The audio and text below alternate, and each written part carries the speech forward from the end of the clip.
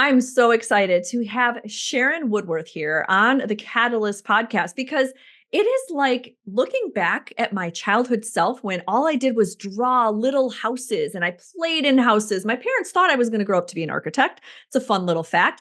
I love feng shui. I love the idea of spaces that can reflect your values and become a self expressive vote of the future you would like to inhabit. So, who better than to have here on the Catalyst podcast, like Sharon Woodworth, where she designs healthcare spaces. And you know what? I'm just going to launch right into it because I think we could talk for 3 hours. So we're going to try and condense it into one. So thank you, Sharon, for coming on this podcast today.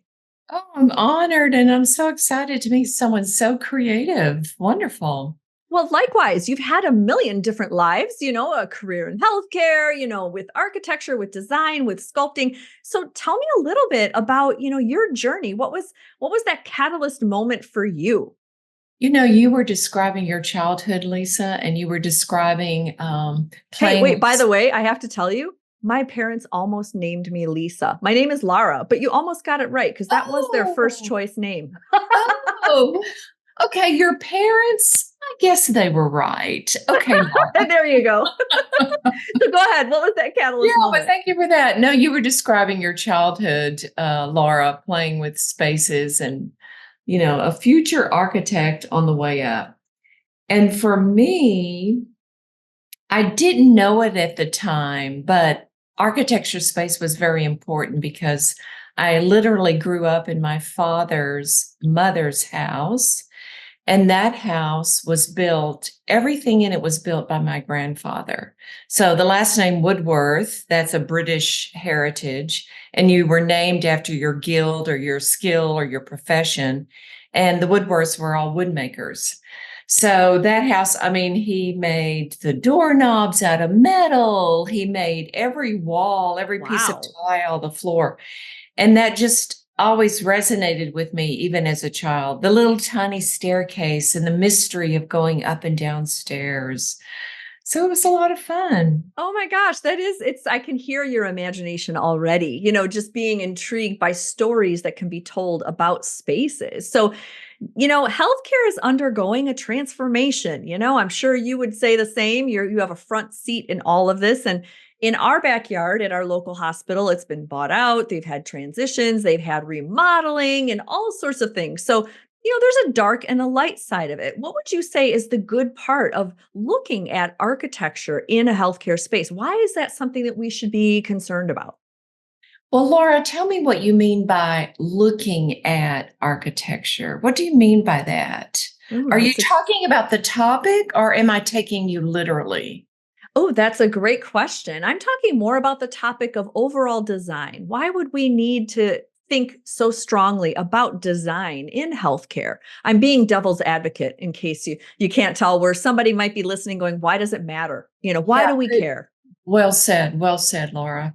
So one word, and that one word starts with a C, COVID.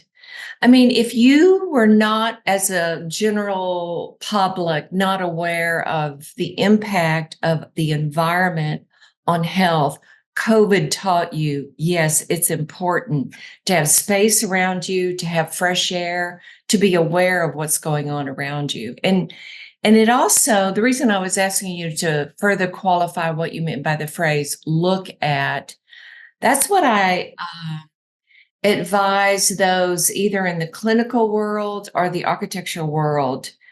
You've got to go look at the problem. You have to see it. It's just like a physician with a patient.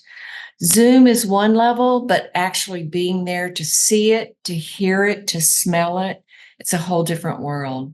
I love that. That's so important. You're right. And we see this and hear this from a lot of our physician colleagues that are feeling burned out that the higher administrators or the not to say the architects building the new spaces, they haven't come in and seen how we work. And how would you say would be your future fantasy for an ideal healthcare space? And let's maybe just pick one setting, like an outpatient setting for family practice or an internal medicine doctor. When you say you need more space that feels like you can breathe and have more fresh air. Talk to me through like your fantasy ideal space for an outpatient clinic. So, Laura, I think almost anyone would say in an outpatient setting, from an architectural, supportive, healing standpoint, most people would say no waiting. Duh, no waiting. Who wants to waste their time? Um, but personally, for myself, what I would want in an outpatient setting is I want that Apple Genius Bar. I would hope that all of society elevates their personal knowledge of their own healthcare, and that each individual patient is an expert in what they're experiencing, whether they have the correct terminology or not. But when I enter that setting, I want that counselor, that advisor, that nurse practitioner, that physician, I want them to come toward me, whether I'm in a waiting room or wherever I am. And it's that genius bar. It's that concept of come to me. Don't make me come to you. I don't know. Maybe it's very selfish, but No, I love that analogy of the Genius Bar because I can imagine that. And they have such a slick operation, which we can learn a lot from other industries, right? Healthcare lags in as far as the use of technology and AI, whereas we've been self-checking our bags and our airline flights for years, right? right. And Right. healthcare is so lagging behind. In other industries, there's kiosks where you go and you check in. Think of going to a restaurant, and people come and find you and get you seated. And so I like your idea of taking notes from other industries. But then there comes that other spectrum of, the pendulum going the other way, where sometimes that can be, I guess, bloated and inefficient if you think of all these doctors coming to retrieve patients in the waiting room, right? And so in our hospital, they've devised a new system where people check in at a central desk. They get, a paper and they room themselves and they find their way up, and they're waiting in that room for the physician, which is ideally great unless you have brain fog or dementia, or you're, unfortunately, it can be very ableist to assume that somebody can make it to the room in time for that physician. So what are some other innovative things that you're seeing as far as healthcare connecting people to people? Oh my, what am I seeing? Um, a lot of our clients are trying to do the self-rooming concept. I haven't seen it 100% successful, and then that definition is not my definition. 100% successful to a healthcare provider for the self-rooming would be there is no FTE that greets you, guides you, answers your question. It truly is just the door, the kiosk, the room. Stanford may be the furthest along in this concept. And they did try and get a way of not having that human greeter. The kiosks themselves are successful, but they still have an individual who is a face that the patient can approach if they so choose. Now, they did take it one step further, which I think was also very successful. That individual is not a receptionist. They're not going to be asking you your insurance information or asking you for money or who are you here to see. They are more like the hotel concierge.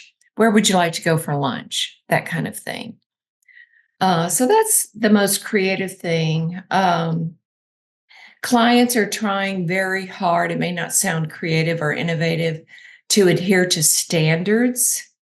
And while standards may not be appealing, or a patient may not understand the value of standards, I think we in the healthcare world do realize if we can standardize everything, then your care is going to be focusing on what's non-standard about you and what is unique to you, that precision medicine, so to speak. Yeah, no, I'm glad you brought that up. That's a very important point, and there's so much white paper research on the benefit of standardizing operating rooms, exam rooms, because it's not just it's going to take the physician less time to find the scalpel. That's not it, but it really does make our brain relax. It's that limiting of the cognitive drain when you go into a room and you know where everything is and you sit down and things are standardized. But sometimes I think some clinics take it too far. I know personally that, there's no artwork. There's a limit to what can be done in that exam room. And it's become so standardized that it feels so sterile. So what would be your ideas to improve that feeling?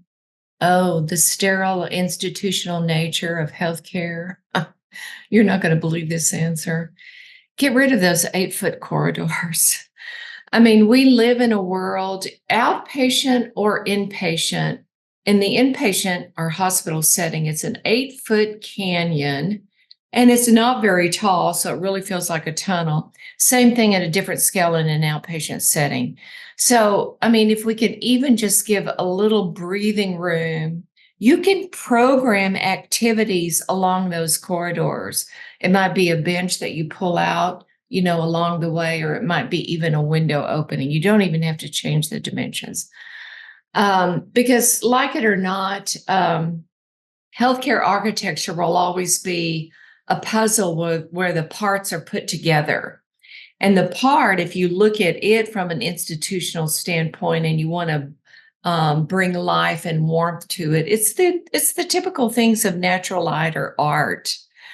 But putting the whole pieces together comes down to the corridors. It's that pathway, it's that journey. If we all lived in a California environment with wonderful outdoor weather, we could have a hospital that's laid out like the Getty Museum in Los Angeles, or what you're really experiencing is an outdoor plaza and you go from one space to another. That would be the ideal. Oh my goodness, that would be ideal. If you can make California weather happen in Wisconsin, I will be your favorite fan for sure. And I think I've seen, and actually I've toured many clinics and hospital systems that try the plaza, attempt. It's very in vogue where you have little retail areas, you have some artwork in the main areas where people can see. But then when we get up into the real nitty gritty working part of any hospital system, which let's be honest, the physicians, the nurse practitioners, the true practitioners that are making the billing of Medicare, Medicaid, of insurance, they're the ones that are working in to support this hospital. And they're being told, like, no, you only get 2 exam rooms, right? That's a common thing. It's very lean. You only get 2. And yet these physicians are paid based on how productive they are. And so if they're limited and capped on how many office rooms they get, it ends up being very, contradictory. And so what would you say if you could redesign an outpatient system with all the fun amenities, like having a kiosk check-in and assuming that people can make it to their room? And how would you design it differently to promote physician wellness that helps them not feel so burned out? Well, you said 2 things, and I want to respond to the first one. And the first one was the lean pressure that clinicians have on them in terms of their time and the ratio of space related to that time, limited to 2 exam rooms and 10 minutes per patient, that sort of thing. So that aspect in an outpatient setting, the best thing that a healthcare architect can do is flexibility. And that means that any room could be an exam room.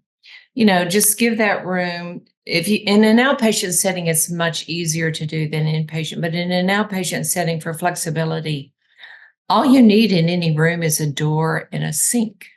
And then after that, any care can take place. I mean, I'm exaggerating to some extent, Right. but from an architectural standpoint, it's only those fixed elements. So that allows the physician or the clinician on a busy day to take over more exam rooms, to see more patients, or just spend more time with patients. And on days that they're not so busy, it scales back and those rooms are used elsewhere. And then your second point was about, what can the staff do? Well, not so much what can the staff do, but what can architects do to support the staff in burnout? That's what you were asking, right? Right. Space is power. And you have to fight for what you want. And what happens if you are in a position to be asked to design a space? Don't assume that you're going to be given a space to a space of respite. Don't assume that to begin with. So when you're asked to join that process, start asking, what are you doing for us? Not the patient. Yes, we're all into patient-centered care, but I'm sorry, without the staff, there is no patient-centered care. So you have to start with asking, what are you going to be doing for us? And, a typical answer would be, oh, you're going to have a break room and it's going to have natural light. But the next step in that design process tends to be an Excel spreadsheet, which is a budget or a space program. Nowhere on the space program or the budget are you going to see a back door. So that's another thing that clinicians need to be fighting for, and it doesn't show up in documents. So what you have to do as a clinician, and I'm just using back door as one example, what you have to do as a clinician is think about your day, the whole day in your life, walk yourself visually, mentally through your day and see what works for you and what doesn't. And then that's when you'll discover the things like the back door, or you'll discover, oh, those two clinics never got along. One was orthopedic and the other was oncology.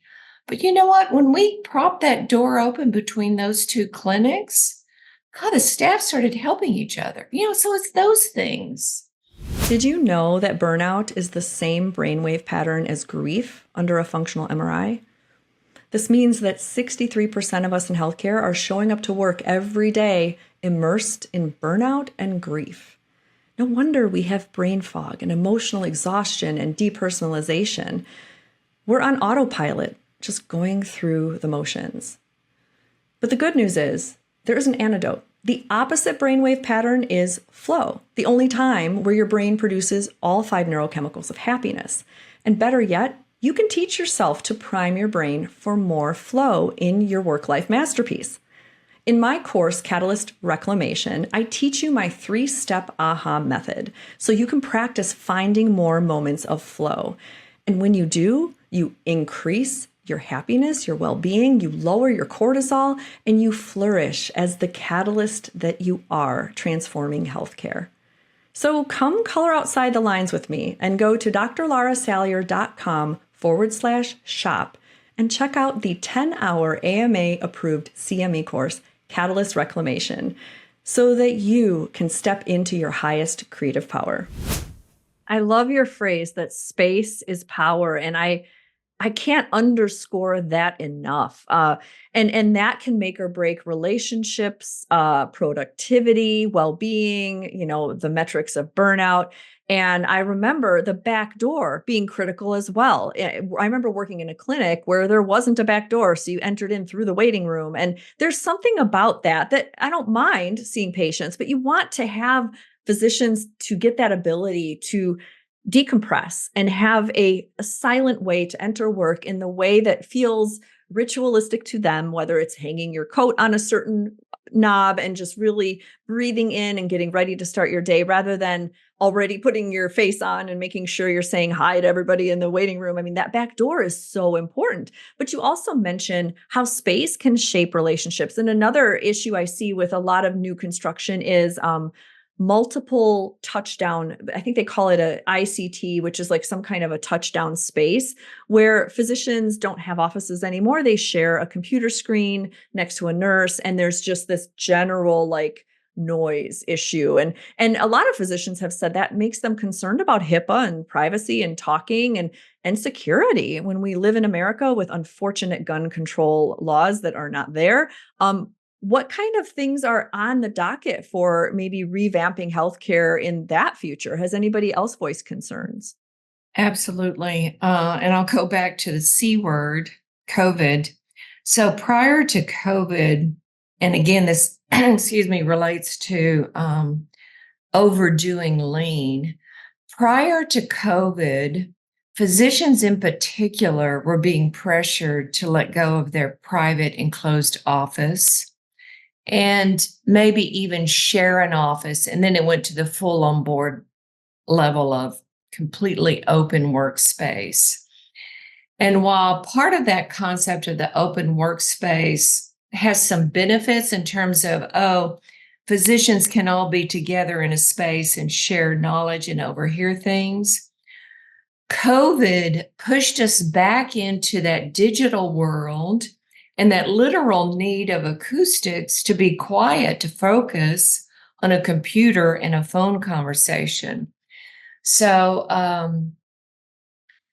I've seen one client design a typical exam room, but instead of having one door and you enter in and out, or actually for some clients, they'll have two doors, and that second door is only to the physician or clinician open workspace. But what this one client did, they took that two-door exam room concept and literally split it down the middle with a wall, and that became two private offices for physicians to do that one-on-one digital connection that we're still doing in healthcare, even though COVID is no longer rampant throughout the world. And that one wall can come down over a weekend, and then it comes back to an exam room. So that's another creative aspect that I've been looked to. That is very creative. What I love most about your analyzing of the situation is you're really wrapping this all around the pandemic, which could be viewed as a gift, is what I'm reading between your words. Is you've really talked about putting our oxygen mask on first, right? Looking at how we can use space to revitalize us, but also being nimble and flexible. You talk about exam rooms can be multi-purpose, and that might help with the capacity as we see healthcare's, systems bloat in staff and then have leaner times.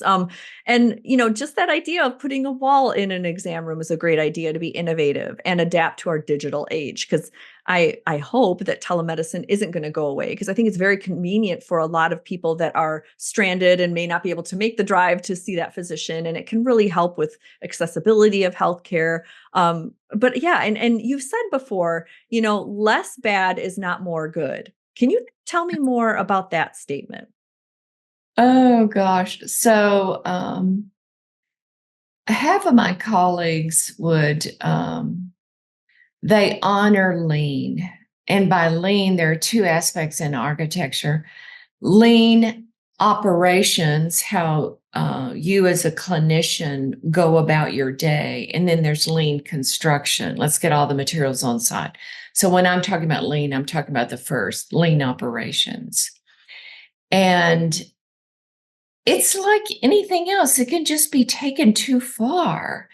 So, and again, I'm sorry that I apologize for keep coming back to COVID, but COVID again taught us that if you've taken lean to such an extent that you've got the number of rooms based on the number of staff, it's going to hurt you on that day, that month, or that year when you don't have the staff and you need to expand the space. And lean can eradicate that future flexibility and that future expansion.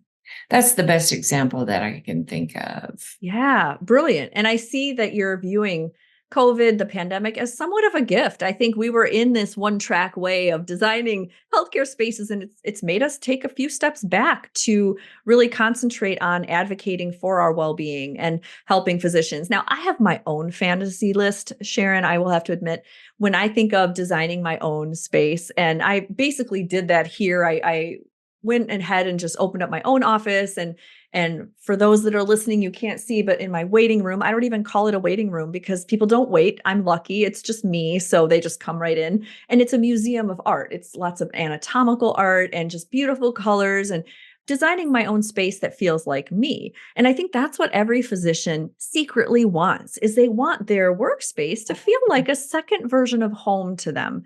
And I Yes. remember back in the day, 15 years ago, moving into my space when I was an employed physician, and I put my favorite artwork on the walls, and I couldn't do much because it was an exam room, but I was able to express little bits of my personality. And I remember as those were taken down, as they started to have more of a branding, you have to have branded things, you have to have things sterile. And Jayco came down and said, no more posters and all these things. So my own self-expression was like withering. And for me, that felt like a mini death, right? But I know a lot of physicians are finding new ways to express themselves, whether it's with the words they say, the clothes they wear, the hair color they keep. But what would you say would be fun ways that you could encourage our listeners to express themselves, whether it's in their clinical space or their home space? Do you have any other advice for those physicians?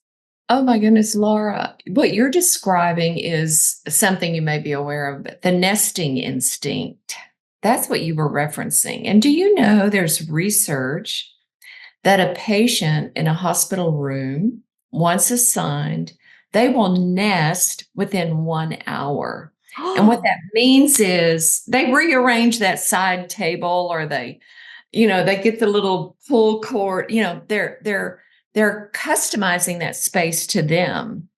And another is just your story was so spot on. As a matter of fact, the University of California at Davis was trying to